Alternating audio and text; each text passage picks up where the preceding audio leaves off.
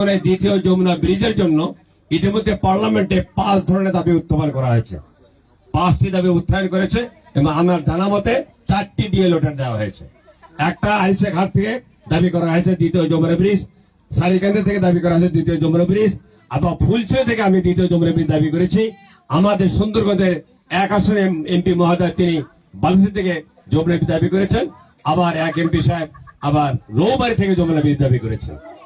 এখন আমার ফুলছড়িও আমারই, বালাসও আমার এলাকা, কাজে যেখান থেকে হোক আমাকে আপত্তি নেই। বালাসি থেকে হলেও আমার আপত্তি আমি চেষ্টা করব এবং ফুলছড়ি থেকে আপত্তি নেই আমার চেষ্টা করব। তবে সর্বশেষ সমাপনী দিয়ে আমি 24 জন এমপির স্বাক্ষর, বিএনপি জামাতের 24 জন এমপির স্বাক্ষর নিয়ে 2 জন মন্ত্রীর স্বাক্ষর নিয়ে মাননীয় প্রধানমন্ত্রীর কাছে আমি দ্বিতীয় যমুনা ব্রিজের আবেদন সমর্পণ করেছি। এই আমি একজন বিরোধী দলের নেতা হিসেবে এইটা আর কোন এমপি মহোদয় করেননি। আমি নিজের উদ্যোগে আমি 24 জন এমপির কাছে, নর্থ বেঙ্গলের 24 জন এমপির কাছে বিএনপি জামাতের এমপি স্বাক্ষর গ্রহণ করেছি। শিল স্বাক্ষর সহ 2 জন মন্ত্রী স্বাক্ষর করেছে, একজন মন্ত্রী স্বাক্ষর করেননি। তিনি বলেছেন আমি ক্যাবিনেটে আপনার এই কথা বলবো।